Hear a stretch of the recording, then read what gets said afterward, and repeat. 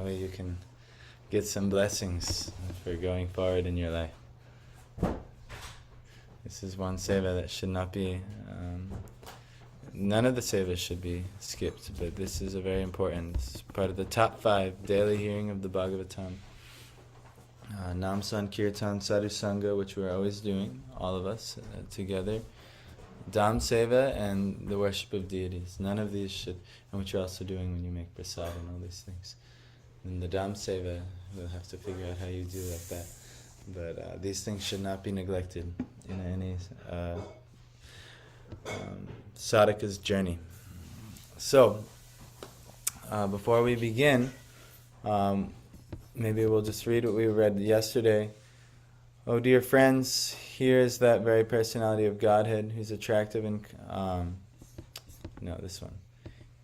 Here's the same Supreme Personality of Godhead whose transcendental form is experienced by the great devotees who are completely cleansed of material consciousness by means of rigid devotional service and full control of the life and the senses. And that is the only way to purify existence. So basically, we talked about yesterday, the only way that someone actually gets to be in the Lord will appear to them is that they went through a process of rigid devotional service, meaning they really tried to achieve the Lord in a previous lifetime or previous lifetimes. They put significant effort in, and they had full control of their life and their senses towards that endeavor. So that person, and that's the only way to purify existence, this verse said. And that person is the one who actually gets to experience the transcendental form of the Lord. So if we also want to experience the transcendental form of the Lord, because that would be wonderful. We're seeing so many other forms in this world, material forms, and seemingly ordinary, mundane things. But whenever something special is seen, even like when we see a really beautiful person, people will stop and stare and turn their heads. Because why? When something is extraordinary, it really draws the attention, even like a beautiful sunset or a beautiful natural phenomenon. People really want to turn, they really want to see. So now imagine seeing the most transcendental, the most beautiful type of personality, who would be God himself. It's something extraordinary. And only someone who's done an extraordinary thing has earned the right to, the Lord will desire to reveal himself to such a person. So, this is the process, bhakti yoga, devotional service, service in love, in worship, with full control of one's life and full control of one's senses, offered to Krishna. Anything else will be an obstacle, and you will not receive the desired result. And even if you do somehow get the ability to see the Lord, due to your foolish consciousness, you won't be able to properly appreciate, or you'll consider him material or something. Like you could think of the many people who banded together to send Jesus Christ to the cross. It took a whole slew of unintelligent people to decide, yes, he should go to the cross. We should kill him and make a great offense to him, even though he's, a manifestation of God himself. And similarly, many who saw Krishna when he was here, like Duryodhana and many, they saw him, they acknowledged he was a great personality and a strong warrior and all these things, but they couldn't understand that he was the total Godhead. So anyway, if you ever want to experience the Supreme Lord in his utmost glory, the only way is by rigid devotional service and in full control of your life and senses. So that's what we talked about yesterday. Now we're going to move on. The ladies, they're all speaking these things as Krishna's leaving, and they're acknowledging actually their good fortune, and everyone who got to see the Lord's fortune, now they're acknowledging that by speaking these wonderful verses. But before we begin, let's chant our prayers to the Gurus. Devi, you want to come scroll? Or Parth, you can come scroll. No problem.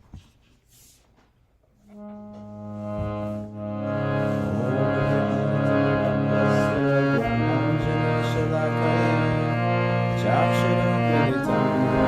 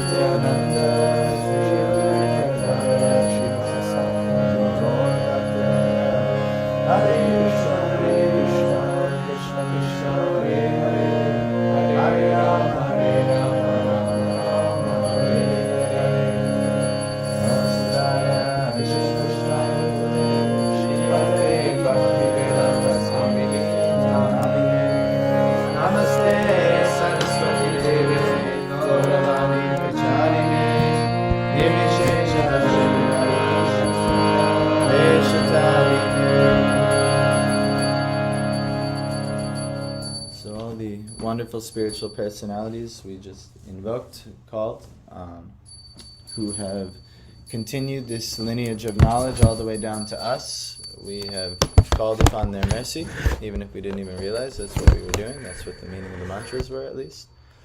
And by your guys' mercy to sit and hear Bhagavatam, I am inspired to also read and go through Bhagavatam again, and this is really a good thing. So I'm very happy to do this with each other. And let's begin today and continue text 24. Savayam sakyanugita satkato Vedeshu guhyeshu chaguhyavadibhi Ya eka isho jagadatma lilaya Srijatyavatyatina tatra sajate Saha, he, vai, also, ayam, this, Sakhi, oh my friend, Anugita, described, Satkatha, the excellent pastimes, Vedeshu, in the Vedic literatures, Guhyeshu, confidentially, Cha, as also, Guhyavadibi, by the confidential devotees, Yaha, one who, Eka, use only, Isha, the supreme controller, Jagat, of the complete creation, Atma, super soul, Lilaya, by manifestation of pastimes, Srijati, creates, Avatiyati, also maintains and annihilates, Na, never, Tatra, there, Sajate becomes attached to it. So, this verse says, O dear friends, here's that very personality of Godhead whose attractive and confidential pastimes are described in the confidential parts of the Vedic literature by his great devotees. It is he only who creates, maintains, and annihilates the material world, and yet remains unaffected. So purport, as it is stated in the Bhagavad Gita, all the Vedic literatures are glorifying the greatness of Lord Shri Krishna. Here it is confirmed in the Bhagavatam also. The Vedas are expanded by many branches and sub-branches by great devotees and empowered incarnations of the Lord, like Vyas, Narada, Shukadeva Goswami, the Kumaras, Kapila, Prahlad, Janaka, Bali, and Yamaraj.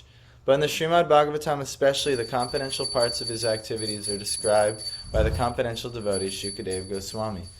In the Vedanta Sutras or Upanishads, there is only a hint of the confidential parts of his pastimes. In such Vedic literatures as the Upanishads, the Lord has expressively been distinguished from the mundane conception of his existence. His identity being fully spiritual, his form, name, quality, and paraphernalia, etc., have been elaborately distinguished from matter, and therefore he is sometimes misunderstood by less intelligent persons as impersonal.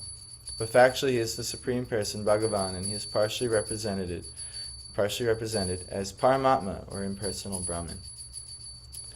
So in this verse it's telling how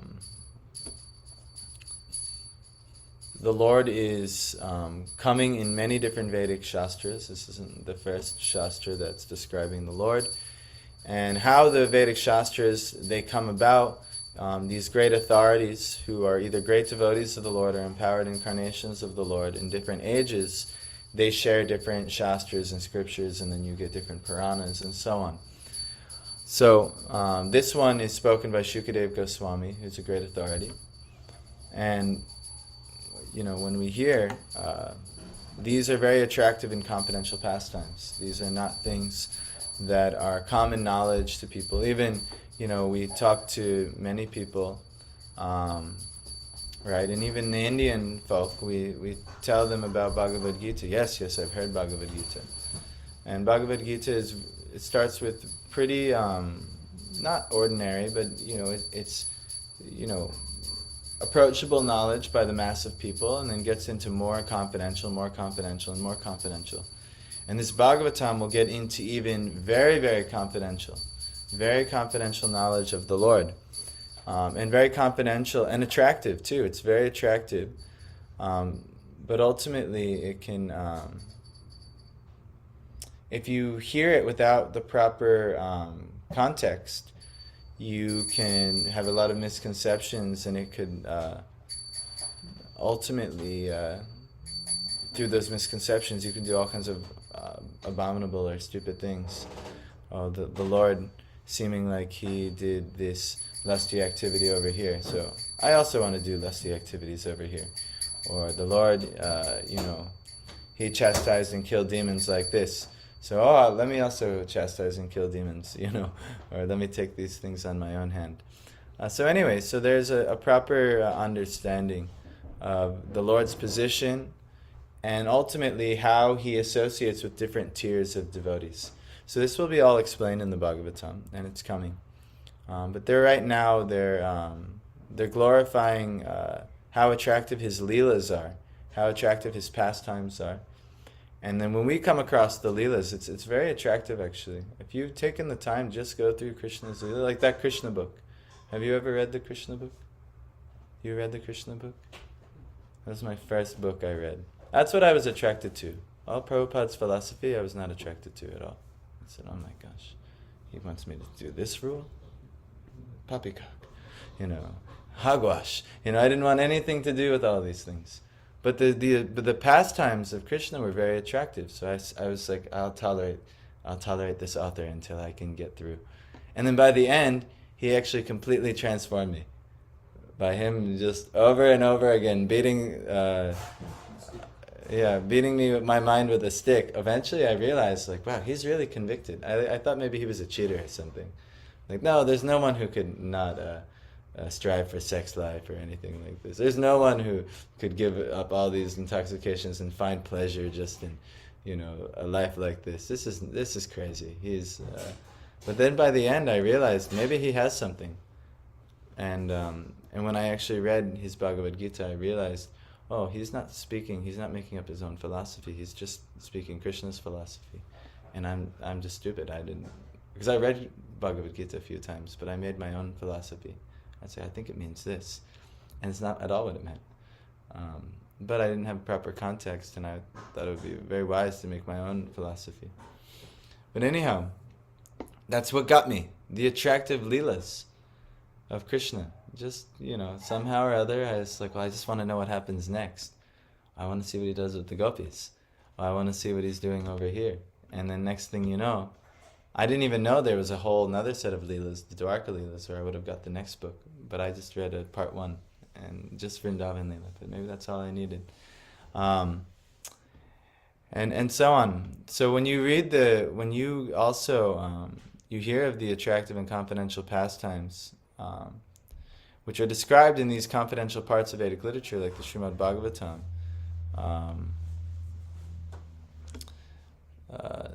then this is a very good result. And it's he only who creates, maintains, and annihilates the material world, and yet remains unaffected. So the Lord's position, Next verse. Yada yadarmena tamodiyo nripa Jivanti tatraisha hi satvata kila Date bhogam satyam ritam dayam yasho Bhavaya rupani dadhad yuge yuge Yada, whenever he, assuredly, adarmena, against the principles of God's will. Tamadiya, persons in the lowest material modes. Nripa, kings and administrators. Jivanti, live like animals. Tatra, thereupon. Esha, he only. Sattvata, transcendental. Kila, certainly. Date is manifested. Bhagam, supreme power. Satyam, truth. Ritam, positiveness. Dayam, mercy. Yasha, wonderful activities. Bhavaya, for the maintenance. Rupani, in various forms. Dadhat, manifested. Yuge, different periods. Yuge, and ages. So this verse almost reminds me of yada. Yes, but it's going to be like it, but it's got its own uniqueness to it.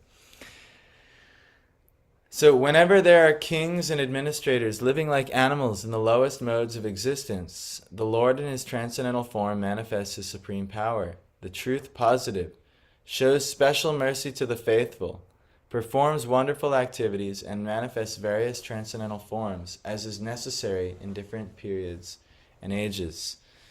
So whenever the kings and administrators are living like animals in the lowest modes of nature, that's when the Lord, he's going to act. I mean, today we are seeing our rulers oftentimes live like animals. Actually, heck, we live like animals much of the time. You know, we're messy. We're we're not always having proper habits. So many things like that. But you know, that's what the codes of Dharma are for, to raise you to the human platform, out of the two-legged animal platform, which unfortunately most of us in this world are, that's our conditioning.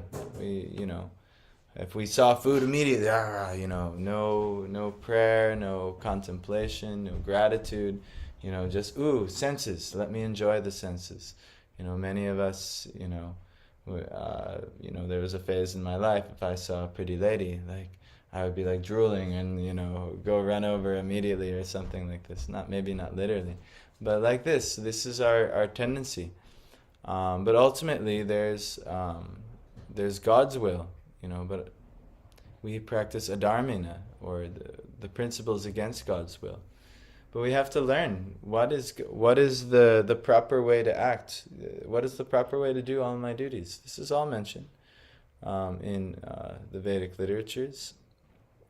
But when this isn't happening, and it goes to the lowest modes of existence, like tamasic, completely in ignorance, completely adharmic, completely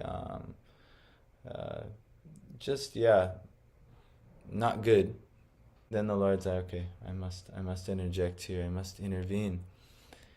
And so he does, and he manifests his supreme power, the ultimate truth, the absolute truth, special mercy to the faithful, to those who are devoted in that mishmash. He comes and gives them special mercy, and he does wonderful activities. And then he manifests various transcendental forms as is necessary in different periods and ages. So whenever this happens over many different periods and ages, he'll come. For instance, we sing about Nrsimha every morning. Nrsimha was the really unique incarnation for the age. And why did Nrsimha come? But why in that form? Why just like that? Because of the boon that Hiranyakashipu was given by Brahma. Yes, there was a very special boon given to Hiranyakashipu, who was a great demon, and he wanted to rule the world. What's Hiranyakashipu mean? We all realize, if we know what Hiranyakashipu means, we might all realize that we're little mini Hiranyakashipus. Hiran means deer, but I don't know. Gold. Hiranya's gold, and One swan gold. what's that? Gold and soft bedding. Gold and soft bedding. Soft bedding is like the ultimate material comfort to do what? Sex life, yes. So if you like wealth and women, you're a little mini Hiranyakashipu. So welcome to the material world where everyone's a little mini Hiranyakashipu. But Hiranyakashipu was the exacerbated personality who was totally devoted to wealth and women. And so only sought pleasure in this way, became extremely powerful, and secured all of the gold of the universe, practically. And he had all the finest women of the universe, practically. But ultimately, and it's not just women, for women, that tendency is the attraction to men. this sexual tendency. And that's how the material world keeps going. But anyway, Hiranyakashipu, he through his austerities, he wanted to secure higher positions in the material world, better facilities for what? Why was he called Hiranyakashipu? Food, more wealth, and Yeah, more wealth and more comfortable arrangements for, material pleasure. So ultimately, Hiranyakashipu, that's why he did his austerities. Look at why you're doing your austerities. You're doing austerities every day. Maybe you're working hard for your things. Maybe you're meditating. Maybe you're doing your bhajan. Like for instance, I was chanting Hare Krishna very sincerely I wouldn't say sincerely, but I was doing it very enthusiastically because I wanted Krishna to fulfill my desires. I did. Yeah, and he did actually. But if you see, what were my desires? I wanted a woman, and then there was a period where I wanted, financial stability, or something like this. I didn't need to be the richest person in the world, but I just wanted to be okay, which is also gold. This is Hiranyakashipu tendency, actually. That's what Hiranyakashipu means. But this should not be the chase. And lest we'll actually become an enemy to the Lord, and that's what happened with Hiranyakashipu. He is a special personality. They come to teach us a lesson. Jai and Vijay, they were actually associates of Vishnu in the spiritual world. And they came and took these forms due to a curse of the Kumars, but also actually because the tendency, they're actually great servants of the Lord. The tendency in Vishnu arose that he wanted to experience Vira Ras. In Vaikuntha, there's no Vira Ras. Why? Because everyone's a devotee. No one will fight. There's no fighting. So when Vishnu wants to experience Vira Ras, what's he going to do? Imagine you wanted to experience a good fight, right? So that means you need a suitable opponent. Would you not? If you went to go, okay, I'm going to go to the nearest kindergarten class and let me fight the kindergartners. Would this be a good fight? Would that satisfy your desire to have a good fight? No. Even let's not say a fight. Let's just say something like a test of what sports do you like? You guys like cricket? Okay, so it'd be like a good cricket match. Now imagine you say, all right, let me go to the preschool. And let me play cricket against them and beat up on them and score all these wickets and home runs. I don't know what any of these things are, but I don't know what they are. But anyway, imagine you would not do. So actually, in order to have a good challenge, the Lord needs to bring one of His devotees. So Jai and Vijay actually knew this, and they decided they wanted to serve the Lord in that way.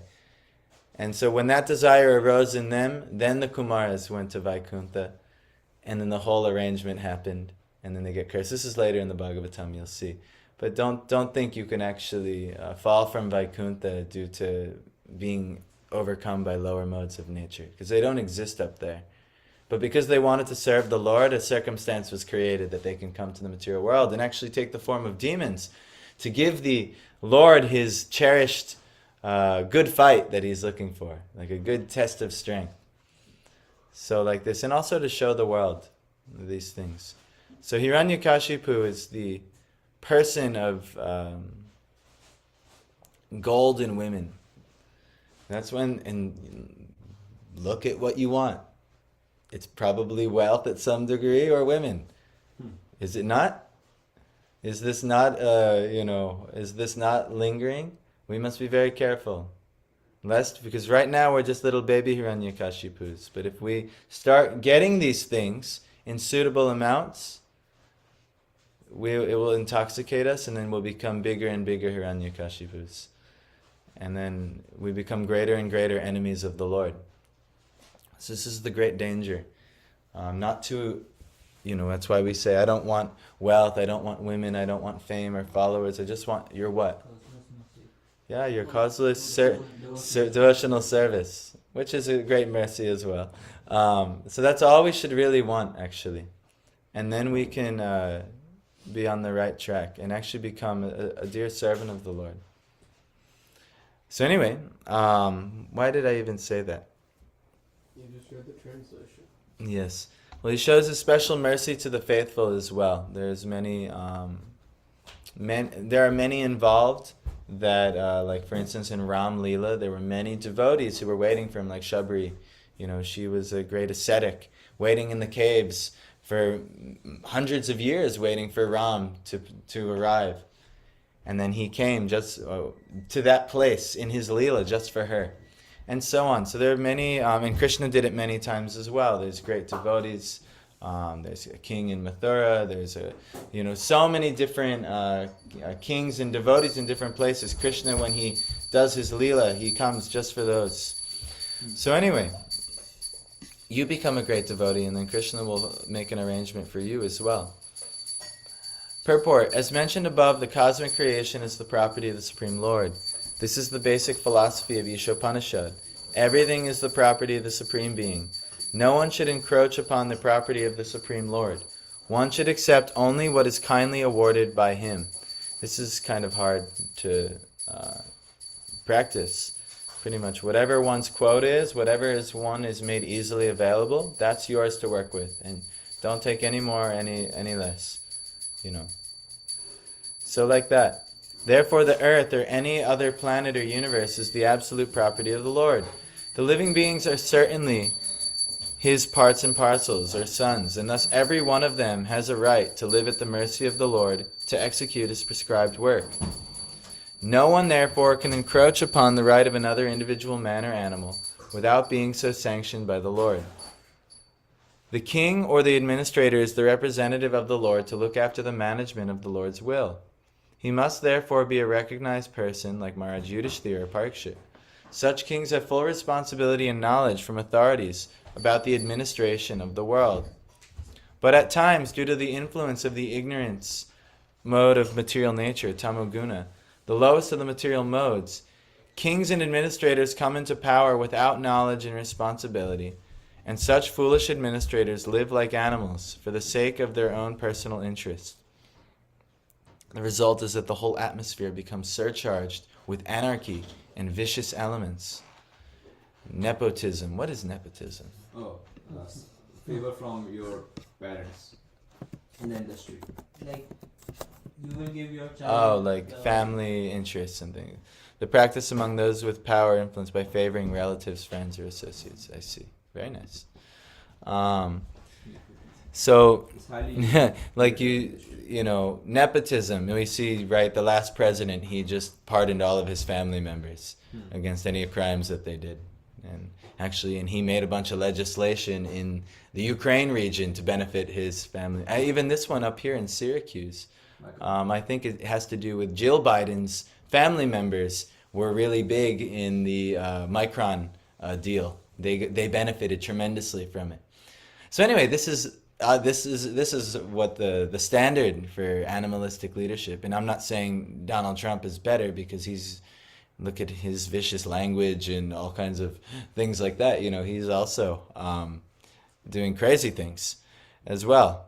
So, but none of it's good. It's anarchical. There's anarchy. Why? Because there's animalistic leaders at every level. So actually, maybe this is good. The Lord will come.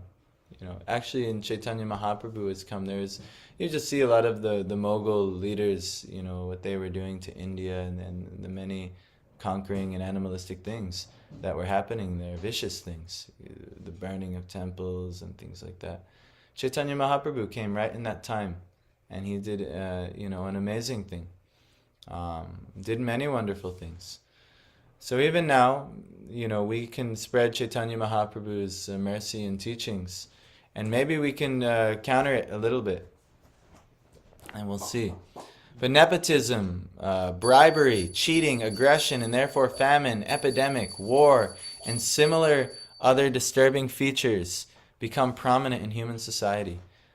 Like, we're having all this extreme weather, now. This thing, flooding out this place, hurricane, doing this.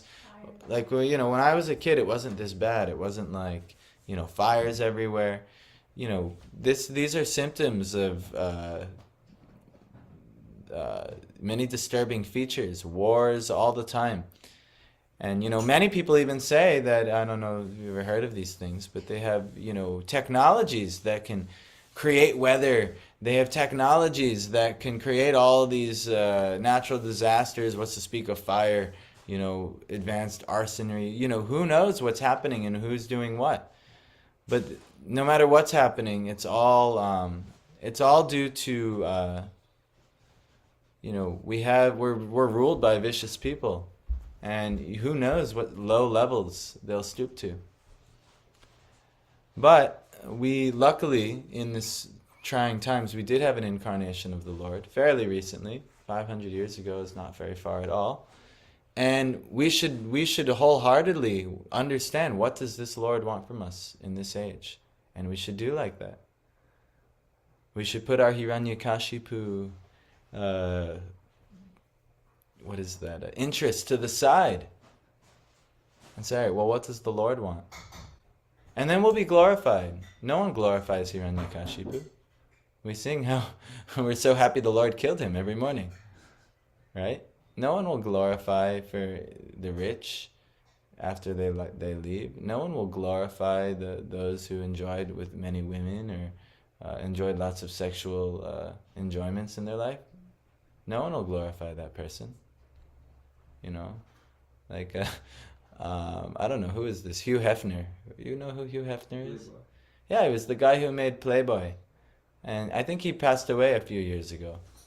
But no one was lamenting, oh my God, Hugh Hefner. I remember I was, I didn't want to say good riddance, but I was like, oh, okay. Not a great loss there. What's that? Yeah, it's a creepy old guy with all these young ladies and some money, and no one's like, wow, he was amazing. The epitome of good character. Who do people glorify? People like Martin Luther King and Gandhi and all these social changers and movers. Even though many of them, like Martin Luther King, had some womanizing tendencies, and so did even Gandhi, had some weird stuff with the young ladies as well. But no one glorifies those things about them. They're glorifying the humanitarian elements. So anyway, yes, this is an unfortunate circumstance, and we should not prioritize these things. How are we going to build our family life? How are we going to build our wealth? These shouldn't be our priorities. How are we going to build our spiritual lives? This should be the main priority. So, and the devotees of the Lord or the faithful are persecuted by all means, and this is a symptom. This is a symptom. Even just go out on book distribution. Actually, we went to Ithaca yesterday. The people there are just a special type of people, actually. They're very it's like a crunchy, hippie type of town where everyone is super nice and favorable to devotees. So we have to go back there again. It's very, very odd. But usually if you go to the public, they're very mean to the devotees.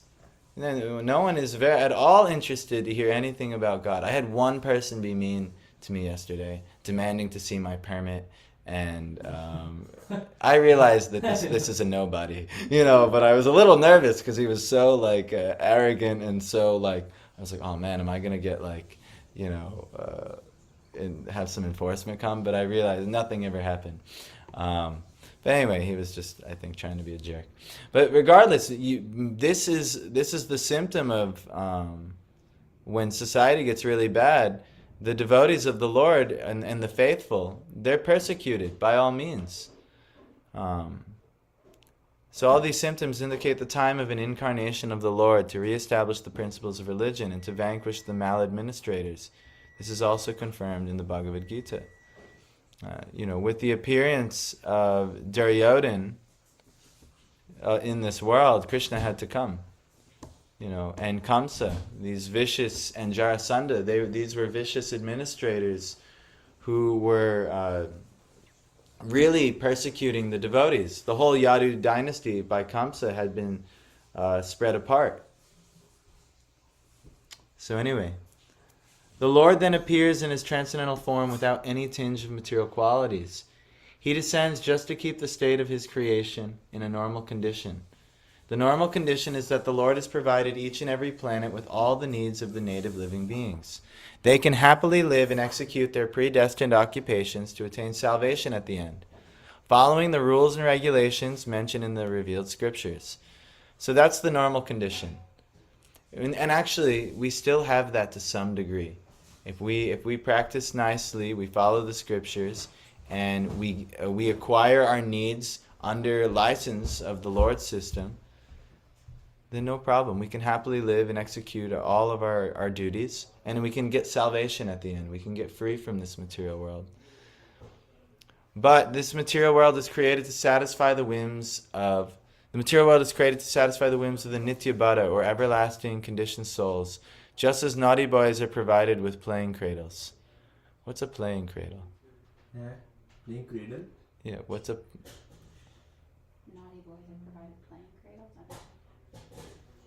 I don't know, I was thinking of like, those... I was thinking of a This- cradle, but I don't know why naughty boys would have to do with it, so I don't know. Yeah. I was thinking like one of, those like big things with wheels, and they've got all kinds of, the babies are in, and they have all kinds of different like what are the thingamajigs, different things they can play with. Jumper. Yeah, like something like that. But to me, it's, I think of that when I hear of playing cradle. But the thing is, the naughty boys are provided with different things to carry their attention. So this material world gives all kinds of Hiranyakashipu type of, pleasures to keep people satisfied and to keep people chasing. Just like in prison, they give you some type of play. You're reading very intently. Yeah. Someone from job sessions. No problem. So yes. So like this is we're given the pleasures of this world in our naughty condition, and we chase them, and we don't get good results from them, but because we're naughty, we have to chase them, and then we have to get a little punished from them. So otherwise there was no need of the material world. But when they become intoxicated with the power of material science to exploit the resources unlawfully without the sanction of the Lord, and that also only for sense gratification, there is necessity of the Lord's incarnation to chastise the rebellious and to protect the faithful. So that's why he's coming, to chastise the rebellious and protect the faithful. When he descends, he exhibits superhuman acts just to prove his supreme right, and materialists like Ravan, Hiranyakashipu, and Kamsa are sufficiently punished. He acts in a manner which no one can imitate. For example, the Lord, when he appeared as Ram, bridged the Indian Ocean. When he appeared as Krishna from his very childhood, he showed superhuman activities by killing Putana, Agasura, Shakatasura, Kaliya, etc. He did not kill Kaliya, actually. But Kaliya Nag? yes, he did not kill. But anyway, maybe it's a typo. And then his maternal uncle Kamsa. When he was at Dwarka, he married 16,108 queens, and all of them were blessed with a sufficient number of children. The sum total of his personal family members amounted to about 100,000, popularly known as the Yaduvamsha. And again, during his lifetime, he managed to vanquish them all. He is famous as the Govardhandari Hari, because he lifted at the age of only 7 the hill known as Govardhan. The Lord killed many undesirable kings in his time, and as a Kshatriya, he fought chivalrously. He is famous as the Asa Mordva, unparalleled. No one is equal to or greater than him. So this is some of the qualities of the Lord. He's way more special than us. He's not an ordinary person. And he comes when things get rough here. When we become completely animalistic, then he comes to chastise us who become animalistic, and for those who are faithful, the animalistic will persecute them. You see this, and actually you have to be very careful. If you have the tendency, maybe there's some envy towards a devotee or something like that, but if you have the tendency to criticize, blaspheme other devotees, or say, you have to be watch with the musti. What is the intention behind your musti? Are you just trying to tease and play with affection, or are you trying to, rip this person down. You have to be very careful. And you have to acknowledge, if this is a devotee of the Lord, why do I want to rip this person down? You'll probably find a Hiranyakashipu thing inside. Something, and this is what happens when we become completely turned away from the Lord. We get envious, and we get envious of those who are dedicated to the Lord. And then we might, it could be in the guise of masti, it could be, in the beginning, like that, but masti is, for those online who don't know, it's like teasing play, all the boys, like this. But you have to be careful, you guys. Teasing is not good. It depends on the, Arjuna and Krishna would tease. Arjuna and Krishna would tease, but you have to think, what is the intention behind my teasing? You should see. What's that? Just fun. Yes, it could be fun. In India, it's like very common. Like all boys have been. Yeah, no, it's not a big deal. But we should check ourselves. Why? Krishna teased too, but he's just saying the intention of teasing can Yeah. be actually like have friendship, or it can be because you're annoyed by something subtly, and then Yeah, there could be many things so there's different ways of there's different ways of teasing. There's Krishna and Arjuna would tease, no problem. They tease each other, but there's out of affection, and then there's actually out of something else can happen too. So you have to be very, like I myself, when I was growing up, I got bullied by some kids in my school. They would tease. It wasn't so malicious or bad, but I knew that this person doesn't like me. Bullying is very. Yeah. But it's the same type of activity. Usually Yeah. some type of like teasing might come, but usually it's because someone is acting a certain way, so you tease them, but they might be insecure or something about it, right? Yeah. So then even if you don't mean like this, No, that happened with Meghna. That's why I stopped teasing. yeah. Like, So you say that's a good example. So You think you're having fun, but they're Yeah. sensitive or something. Yeah.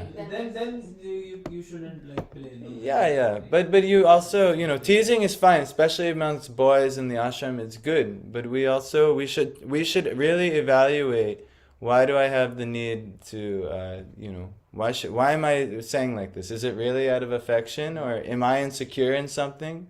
So that often happens, I remember I had a friend, he's one of my good friends. I'm going to his wedding, and there was like a period in like I don't know, like maybe like 5th grade, Joe.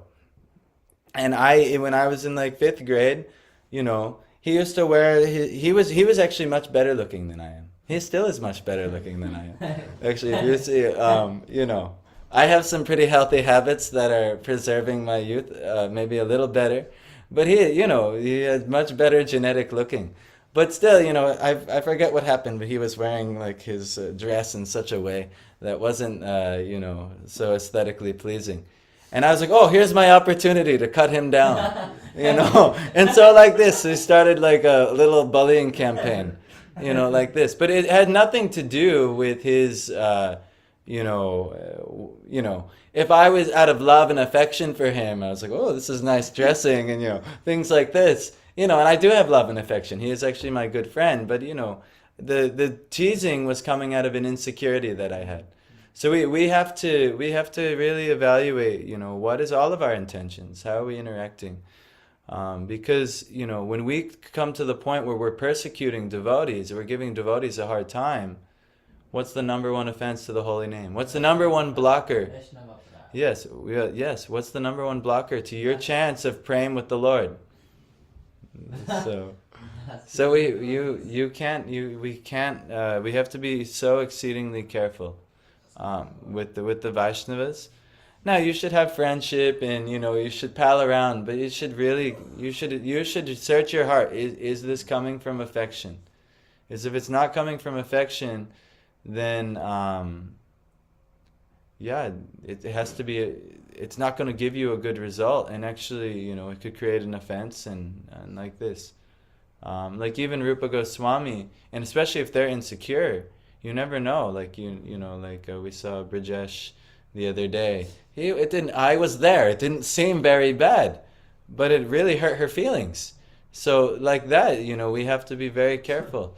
Like Rupa Goswami, there's a pastime where Rupa Goswami, he was in meditation, laughing in ecstasy at the pastimes of Radha and Krishna. And there was another devotee who was lame, meaning he had like a walking problem. And when he saw the Rupa Goswami under a tree laughing in ecstasy, he immediately assumed he's laughing at me. And then all of a sudden, as he walked by and felt that, Rupa Goswami in his meditation, Radha and Krishna disappeared. And he couldn't see them anymore. And so he's looking around, what happened? So he ends up asking Sanatan Goswami, I can't see them anymore. I was seeing them, I was enjoying them in sporty and meditative bliss every day, and now I can't see them. And he said, you must have offended a Vaishnava. And he said, what do I do? And he says, you have to invite all of the Vaishnavas, and you have to feed them, and you have served them nicely. And then anything that's there will be forgiven. So he did. He invited all the Vaishnavas over, and he served them, and he was loving to them and everything. And then he still couldn't meditate. And he said, well, he must not have come then. Who didn't come? And he said, only this devotee. I didn't see this one. Because there's a small community in Vrindavan. Yes, it was a common pastime. Yes, yeah. So like this, he, so he went to that devotee and he made sure he served him and loved him, and then that devotee actually repented also as well. That he misconstrued the situation. But still, even if we accidentally offend a devotee, this is very dangerous territory. So we have to be really, even that's, I get afraid, like I was saying the other year, Tanmay, I'm fearful of you when you're fasting, because I feel like I'm also a little more testy when I'm fasting, and then I can get... No, we are near fasters. Yeah. And then we get very testy, and then all next thing we know, we can offend. We can offend each other, or you, like this. So we have to be very careful, because what ends up happening is that as soon as the devotees become our enemies, then where do you think we are? This is Enemies of the Lord. Yes, we're enemies of the Lord. We're becoming demonic. So we have to be very careful. No one is interested in being demonic, but when we see what does it actually mean to be pure and saintly, we all realize, oh my gosh, I have so much demonic tendency. Just see, this godly activity is happening, and I want to, put it, when I was I am still a neophyte devotee, but when I was much more neophyte, there would be some devotees who were really sincere, and I would be like, almost like picking on them, or, just like in school, like when someone is like a brainiac, all the kids, they tease, oh, he's a nerd. Blah. Why? He's the most sincere student there, but everyone is maybe a little envious, or they're maybe, seeing he's getting so much affection from the teachers, and, oh, you're a teacher's pet, like this. So these things can happen, so just, we have to be very careful, because we don't want to become enemies of the Lord, and this is something that can very easily happen. And if we don't really look at ourselves very, very closely, and why am I doing what I'm doing? Because, if any of us do that sincerely, we'll find there's a lot of icky things. If there is jealousy, then there is no place for God only, not like that. It is not impossible. Yes. But right now, that's where we're at. We have no place for Krishna. We're trying to maybe attract Krishna to get a place. But right now, that's where we're at. We're filled with jealousy. We're filled with greed. We're filled with lust. We're filled with so many dirty things. And if you don't see it, you have to look closer, because it's there. It's there. We have 6 enemies. And we're right in the middle of them. Now we're peeling out of the process. We have a introductory process. We're recognizing the enemy, and we're seeing, okay, these are the things I should do. But if you really evaluate your life, you see these things they're very deep rooted, and they're coming from many lifetimes. You just seem like you don't believe they're there. I don't think jealousy, like I feel very disgusted, like from that. Yes. There. Lust can be there. I will not deny. Yeah, but trust me, it's there. You see, just wait till you're around someone who has the things that you're lusting I for. will be more happy, bro. Yeah. I'm more happy. That would be very nice. If So, that- but the tendency is, in the conditioned nature is when people around us have the things that we want, we get very That also, Prabhu, he has yeah. only arranged, no? What? Like God has arranged for that person. So how can you be like I be jealous like of that person? Yeah, if you have Human sufficient, nature, if you that's the answer. yeah. Human nature. That's Yeah. how. It's not about your control. Jealousy comes from your desires, and you're not fulfilling of desires, and your comparison Yeah. with others. And it's not a control thing that you can do. Yeah. It's like look, I don't want to be jealous. You don't want to be jealous, but you are jealous. That's the conditioning that you have. Yeah. You cannot choose to be jealous. You just are. It's a state. Yeah, not a thought. it's like the tamasic. Huh? The- It's not about thought. That's what I'm saying. It's a condition that happens. It's like accumulation of things. Yeah. I will let Prabhu speak. When you're in the lower modes of nature, like is mentioned here, the tamasic mode of nature, nothing you do in tamasic modes of nature is actually for your well-being. You could say, hey, this makes no logical sense. How can you do like this if this is only going to cause you more suffering? Why would you do anything that causes you more suffering? So you could say, why would you be more jealous if it's going to cause you more suffering? But the problem is when we are in tamasic nature, what's wrong we think is right. Like Duryodhana, it made no sense everything that Duryodhana was doing. But because he was in this lower mode of nature, he was doing everything against his own interests. So when we are also in these lower modes of nature, as Piyush was saying, it just arises because we are we're not doing what is proper, and we are bewildered by this illusory energy. So, we're in the process of becoming more sattvic. We're illuminating our life. We're bringing more knowledge and illumination to our life. So these things, especially the really egregious and vicious things, are being lifted away. But it's a process. There's small things you might be jealous of if you really look underneath the surface. Yeah.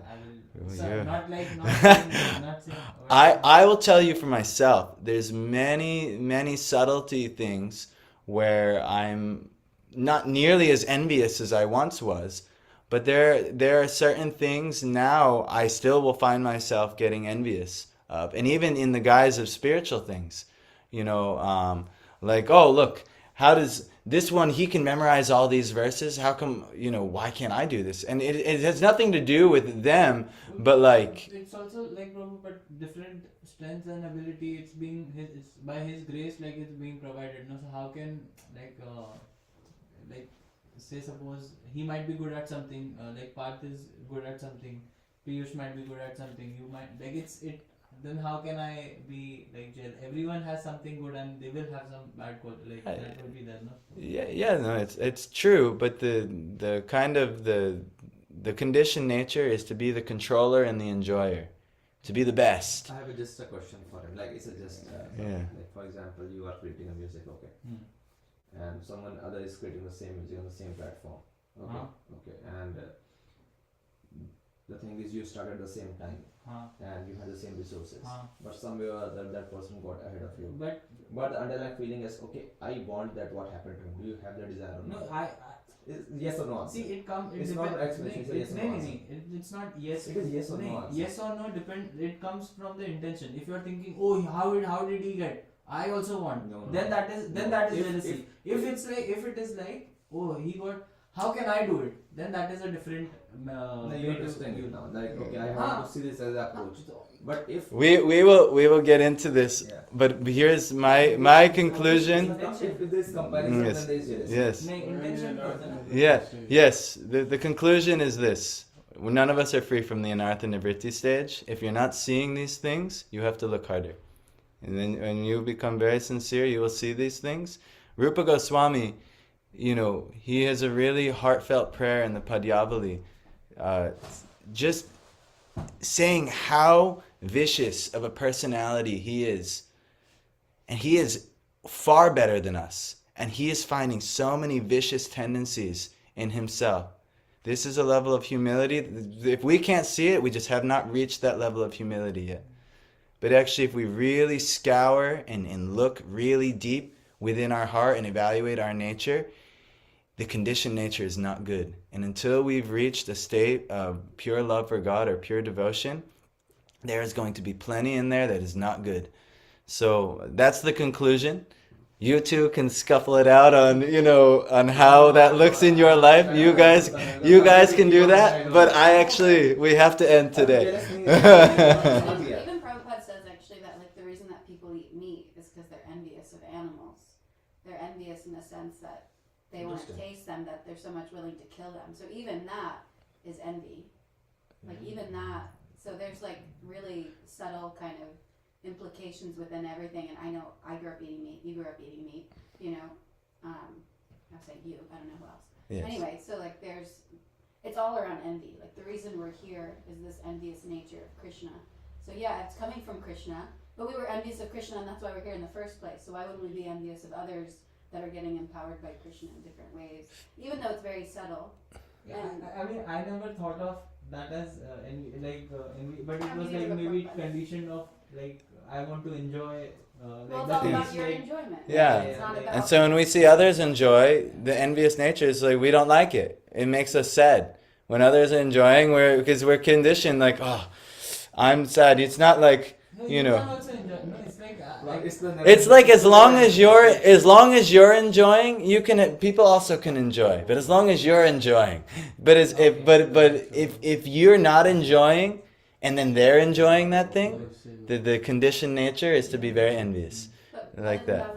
You need to say that when these emotions do come up, like when you are envious or when you are thinking negatively of like a devotee or someone or something, then actually you should just in your heart like pray to Krishna or like Prabhupada or someone that can, like Parampara or someone that can help you, and just pray to them that like I don't want to have these feelings, like I don't want to be like this, I don't want these anarthas in my heart, please help me, rather than just be like, oh, I don't feel like that, like I'm not saying, but sometimes you don't want to acknowledge that like, oh, I'm feeling this way about someone. But rather than that, then you actually just try and find like a humble place in your heart to be like, I don't want to have these feelings. I don't want to have these emotions. I want to, I want to serve you, and I want to cleanse my heart. So please, and every time you do that, that's the more you're retraining that conditioning, So for anyone that does have that when it comes up, it's you have to be prayed. And actually, there's a way Narottam Das Thakur, he talks about how we can engage all of our 6 enemies: lust, greed, anger, avarice. All of these things in Krishna. So I have to get that verse in the Prema Bhakti Chandrika. But basically, we should encourage the devotees. We should always support the devotees and support the Supreme Lord. And anyone who comes against them, we should take a stand. Not today. We won't allow it. Something like book distribution is a good activity to practice that, because there will be people, and you might be out with a group, and there will be people who want to give other devotees a hard time. Even yesterday, we were filling up the water, and Michael went and used the restroom on the side of the road and these 2 women, they stopped by, and I didn't know what happened, but they chastised Michael, and I guess said very mean things to him, because they considered him very disrespectful for going to the bathroom in the woods. But they don't care that the squirrel or anyone else is also going in the bathroom in the woods. And they're possessive over their land, whatever it is. But if they would have stopped and really given him a hard time, if I would have just like, oh, well, that's just your karma, Michael. No, I'd have to get out and be like, what are you doing? Cut this nonsense out. So we have to do this with the devotees. And then we also have to be careful, especially when we're close and we're in an ashram. We have to be careful. I can't pick on Parth too much, because the Parth is very, sensitive, and I know, that maybe he wants to come, but he has a lot of life responsibilities, and so things will keep him away. I have to be gentle with him, because, even if, I'm just kidding or I'm just teasing him, I have to be careful, because, even if he gets internally hurt at all, it'll come back to, Krishna will not be pleased with me for that. So we have to be really careful with each other and other devotees, and always try and support the devotees, because that's what the Lord comes to do. He comes to support the devotees. And those who are envious or inimical to the devotees, we must stand against them, you know. So when we go out on book distribution and the Christians, they come up and want to give the devotees a hard time. And it's against their best interest. We're devotees of the same person they're a devotee of. They're a devotee of God, we're a devotee of God. But they're seeing the devotees as their enemies. Why? Because they haven't peeled through, at least the ones who do that, they haven't peeled through these lower modes of nature, and they're not recognizing, you know. Just like Jesus, in their tradition, Jesus came as a Jewish devotee or Jewish teacher. But many of them, because they were envious, they did not peel through, they could not recognize. You know, no, this is the perfection of our religion. No, he's not doing this right. It says in the scriptures, and he's not doing this. They even find fault in God. But this is, you know, we'd have to be careful. If Chaitanya Mahaprabhu or Krishna came, we'd have to, would we be against him or for him? We don't know. Hopefully we'd be for him. But we'd like to think so, but all of a sudden we might be like, oh, this, you know. He's dancing with all these ladies. Yeah, you know, we have no. Peeing on my floor. Yeah, we never know. You know, we have to really scour the scriptures, and we have to scour our hearts. What's going on here? And so, anyway, we've gone on way too long about this. So, anyhow, Srimad Bhagavatam ki jai.